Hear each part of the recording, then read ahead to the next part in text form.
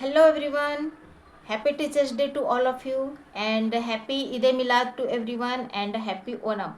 तो आज तीन तीन फेस्टिवल्स हैं और फेस्टिवल्स हैं, सेलिब्रेट करना है और साथ में ही अपनी प्रिपरेशन को भी अच्छी तरीके से करना है। तो जैसे कि सितंबर चल रहा है, 5 सितंबर का डेट हो चुका है और पढ़ाई में काफ़ी थोड़ा सा हो रहा है कि कम ज़्यादा अप डाउन चल रहे हैं हर किसी के लाइफ में। याद नहीं हो रहे हैं, पढ़ाई कर रहे हैं तो नींद आ रही है।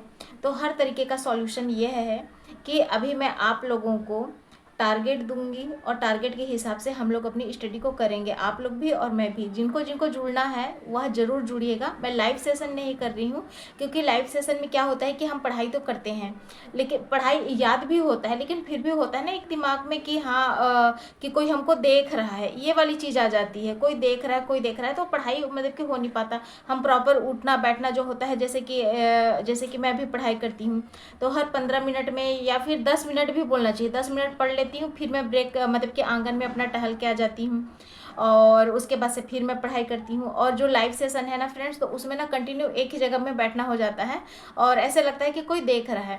तो चलिए कोई नहीं, हम लाइव सेशन नहीं करेंगे। मैं टारगेट दूंगी आप लोगों को और आप लोग, क्योंकि ये आप लोगों का ही वो था।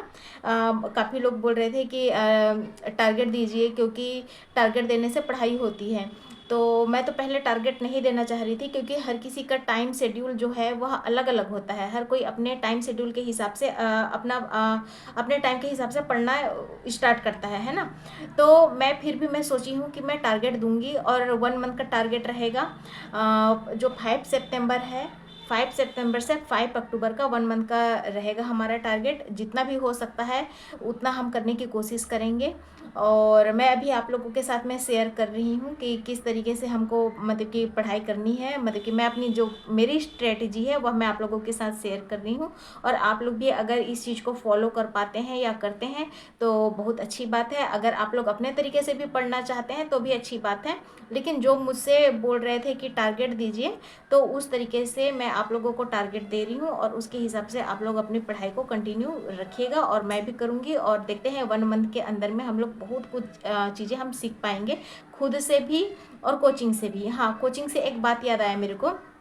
जैसे कि जो हमने कोचिंग लिया है, जो मैंने कोचिंग लिया है, तो उसमें क्या है फ्रेंड, एक 1 मंथ हो गया है, लेकिन जो मतलब कि एक ही टॉपिक को कंटिन्यू काफ़ी दिनों से डिले होते होते अभी तक वन टॉपिक पूरा कम्प्लीटली नहीं हो पाया है और 1 मंथ हो चुका है।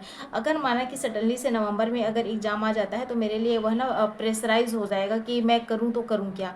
तो मैंने सोचा है कि जो कोचिंग में चल रहा है उसको मैं ऑप्शनल में रखती हूँ। मतलब कि हाँ, टाइम देना है, 1 घंटे का जो टाइम रहता है उनका, 1 से 1.5 घंटा जब जो भी हो पाता है वो देंगे, लेकिन उसके अलावा हमको सेल्फ प्रिपरेशन करना है। क्योंकि अगर हम सेल्फ प्रिपरेशन करेंगे तभी हमारा एग्ज़ाम जो है निकल पाएगा, क्योंकि इसमें हमारा प्री मेंस दोनों है। और नवंबर में अगर एग्ज़ाम आ जाता है तो हम लोग करेंगे क्या। तो मैं यही सोच रही हूँ कि मैं अपना प्रिपरेशन अपने तरीके से करूँगी और आप लोगों के साथ में मैं शेयर करूँगी। और देखिए, हम टीचर बनने जा रहे हैं तो टीचर की तरफ भी तो सोच रखनी पड़ेगी ना। अपने टारगेट अपने आप को कंप्लीट करने हैं, नहीं हो पाता है तो कोई बात नहीं, कोशिश तो कर ही सकते हैं ना। और जो भी एक दिन में जो जितना टॉपिक कवर हो सकता है उतना करेंगे। मैं 2-2 दिन का टारगेट मतलब कि मैं उस तरीके से मैं रखूँगी कि मतलब कि 2 दिन का एक टारगेट, 2 दिन का एक टारगेट अगर हो पाता है तो ठीक है, नहीं तो उसको वहीं पर ही थोड़ा बहुत बच जाता है तो देखा जाएगा। लेकिन 2 दिन में एक टारगेट कंप्लीट करना है, मतलब कि एक यूनिट हमको ख़त्म करने हैं। तो चलिए मैं आप लोगों को दिखाती हूँ कि मैंने अपना क्या टारगेट बनाया है, क्योंकि अगर हम टीचर बन रहे हैं तो टीचर की तरह ही मेरे आप लोगों को टारगेट दूंगी और सब लोग मिलकर पढ़ाई करते हैं। तो फ्रेंड्स, यह मेरा पहला टारगेट है, 2 दिन में कंप्लीट करने हैं, 5 सितंबर से 5 अक्टूबर, मतलब कि 1 महीने का टारगेट लेकर चलना है मुझे। और इसमें मैं मेरा सबसे पहला जो टारगेट है वह है जूलॉजी और बॉटनी का, जो इसका वर्गीकरण है, जूलॉजी में भी और बॉटनी में भी। और दिन में जो है 2 घंटे जो जीएस का क्लास है। तो देखिए, जो ये तो वीडियो होता है या फिर बुक होता है ना, तो जीएस को उतना ज़्यादा हमको ध्यान नहीं देना है क्योंकि 30 से 40 नंबर का है। और जो बेशक मैंने यहाँ पे पे 2 घंटे लिख दिए हैं कि मैं अपना टाइम निकालूंगी। तो जो जीएस का पोर्शन है यह क्या है कि अगर हम 1.5x या 2x स्पीड से बढ़ा के देखते हैं तो ये हमारा 1 से 1.5 घंटा में भी कंप्लीट हो जाने हैं। तो ये तो एक हो गया। दूसरी बात है जूलॉजी और बॉटनी का। मैं अपनी बताऊं तो मुझे दिन में मुश्किल से 4 घंटे ही मिल पाते हैं, 4 से 5 घंटे ही मिल पाते हैं। और अगर किसी दिन अच्छा दिन हो गया कि कुछ काम नहीं है तो उस दिन ज़्यादा भी हो सकता है, कम भी हो सकता है, ये हमको अपना डिसाइड करना है। सबसे पहले घर के काम बाद में है, टारगेट पहला है। तो यह तो हो गया एलटी का। और ये वाला जो अभी दिखा रही हूँ मैं यह हो गया पीजीटी का, मतलब कि जीआईसी का। तो एलटी और जीआईसी दोनों में देखिए जो जीव विविधता है वह है, और इसमें का डेटा नॉन का डेटा यह हमारा बाद का टॉपिक रहेगा, यह हमारा बाद का टॉपिक रहेंगे जो का डेटा नॉन का डेटा है। अभी केवल हमको जैव विविधता, जीव वर्गीकरण या फिर पादप वर्गीकरण में हमको यह देखना है कि वह जो है द्विनाम पद्धति कैसे पढ़ा, त्रिनाम कैसे पढ़ा, किसने दिया, क्या दिया। तो वो एक जो होता है ना कि वर्गीकरण किस तरीके से हुए हैं उसको केवल एक ध्यान में रखने हैं। यह जो है मेरा 11वीं क्लास की पुस्तक है। इसमें देखिए कि जीव जो वर्गीकरण है वह किस तरीके से डिवाइडेड है। तो इसमें 1 से 6 तक चैप्टर दिए हैं 11th क्लास में, और जो 7th क्लास से जो और आगे है 10 या 11 चैप्टर वो क्लास 12th में दिए गए हैं। इस तरीके से डिस्ट्रीब्यूशन हुआ है। तो यहाँ पे जीव जगत है, वर्गीकरण है, तो इस तरीके से बहुत अच्छे तरीके से इसमें दिया है, चित्र के साथ में दिया है। अभी हमारा जो जो सिंगल टॉपिक है, जैसे प्रोटोजोआ को पढ़ना है या फिर पादप में विषाणु हो गया, ब्रायोफाइटा हो गया, तो उसको अलग अलग टॉपिक लेके अलग दिन में कवर करेंगे। यह केवल एक यह है कि हाँ, हम अपना स्टार्टिंग जो फेज है वह रख चुके हैं और स्टार्टिंग अब यहाँ से कर रहे हैं, और सीरीज में धीरे धीरे करके आगे बढ़ेंगे स्टेप वाइज स्टेप। पहले हम वर्गीकरण ख़त्म करते हैं, उसके बाद उसके अंदर में हम इंटर करेंगे। तो यह देखिए यह 12वीं की पुस्तक है। इसमें कक्षा 1 से मतलब कि क्लास 6 से लेके क्लास 10 तक है। ये सेकेंड पार्ट है, मतलब कि जो हमारा जीव विज्ञान है वह 2 पार्ट्स में डिवाइडेड है। एनसीईआरटी में 2 पार्ट्स में डिवाइडेड है। 1 to 6 जो है वह 11th क्लास में, और 6 to 10th जो है वह 12th क्लास में। और इस तरीके से पूरा यही हमारा एलटी ग्रेड का सिलेबस बन जाता है, यही हमारा जीआईसी का सिलेबस बन जाता है। तो लेवल भी उसी तरीके से बढ़ता है। एक मेरे पास और पुस्तक है जिसमें मैंने अभी क्लासिफिकेशन चेक किया था, तो यह मेरा जो है यूनिवर्सल का बुक है, काफ़ी पुरानी है। अभी फ़िलहाल आप लोगों को मैं गाइड करूं तो आप लोग 11th-12th की पुस्तक एनसीईआरटी से या फिर जो आप लोगों के पास है उसमें आप टॉपिक देखिए और उसके हिसाब से आप लोग पढ़ाई करिए। अगर आप यूट्यूब से भी इस चीज़ को वीडियो से पढ़ाई करते हैं तो शॉर्ट नोट्स ज़रूर बनाइए। अब जैसे कि मेरे पास पुस्तक है तो मैं पुस्तक में ही लिख लेती हूँ पेंसिल से या पेन से, उसी के अंडर ही अंडरलाइन कर लेती हूँ, क्योंकि मेरे पास मटेरियल है तो मुझे अलग से करने की ज़रूरत नहीं पड़ती है।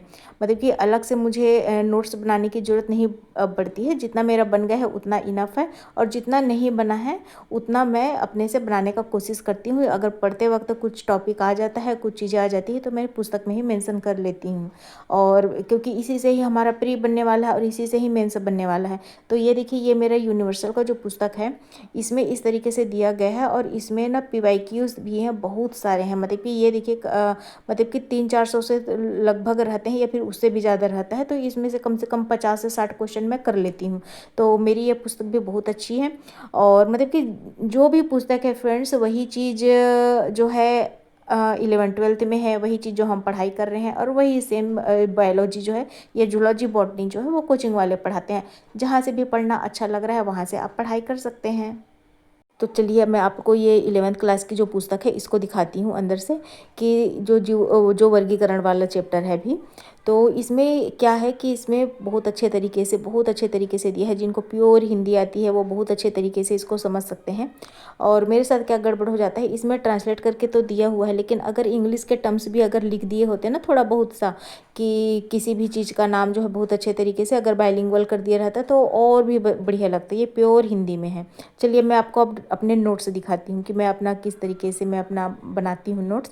तो अभी मैं क्लासिफिकेशन वाला ही मैं निकाल रही हूँ। देखिए 2022 से मैं अपनी तैयारी कर रही हूँ, इसीलिए ये पेज भी मैं ना मतलब कि ख़राब हो रहे हैं, पेज भी ख़राब हो रहे हैं, बार बार उल्टाओ पलटाओ और पढ़ाई करो। तो चलिए ये तो कोई बात नहीं है, लेकिन कम से कम हम पढ़ाई करते हैं तो समझ तो आती है, हमने मेहनत किया है, हमने अपने नोट्स बनाए हैं और यही काम आने वाले हैं फ्रेंड्स। क्योंकि अगर बार बार मिस्टेक्स होते हैं तो उसी से ही हम सीखते हैं, उसी से ही पढ़ाई हमारी मजबूत होती है। मिस्टेक कर करके ही चीज़ें हम आगे बढ़ते हैं।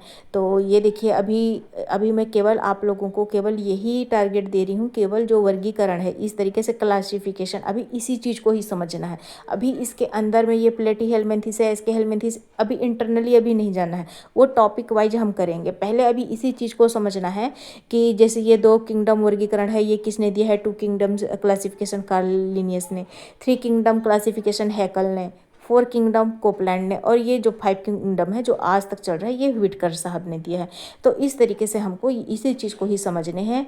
कुछ चीज़ें और भी हैं, जैसे इसके अंदर में जैसे प्रोकैरियोट आती है, यूकैरियोट आती है। तो कौन कौन सा इसका जो वर्गीकरण है इसको समझना है, मतलब कि ऊपर ऊपर से भी समझना है, इंटरनली हम बाद में देखेंगे।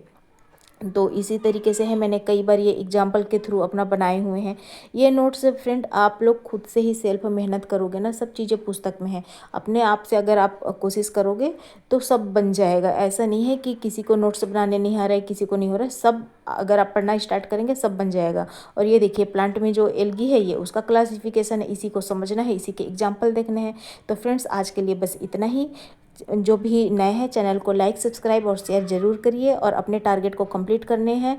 और टारगेट को आप लोग समझिए कि हमको टॉपिक वाइज चलने हैं, अपने सिलेबस को ख़त्म करने हैं, जितना कम टाइम है और उसी के हिसाब से सिलेबस को ख़त्म करने हैं। और साथ में ही जो PYQs हैं, जो यूथ कंपटीशन बुक्स वगैरह हैं, उससे भी ख़त्म करने हैं। तो टारगेट कंप्लीट करने हैं। आज के लिए इतना ही, धन्यवाद।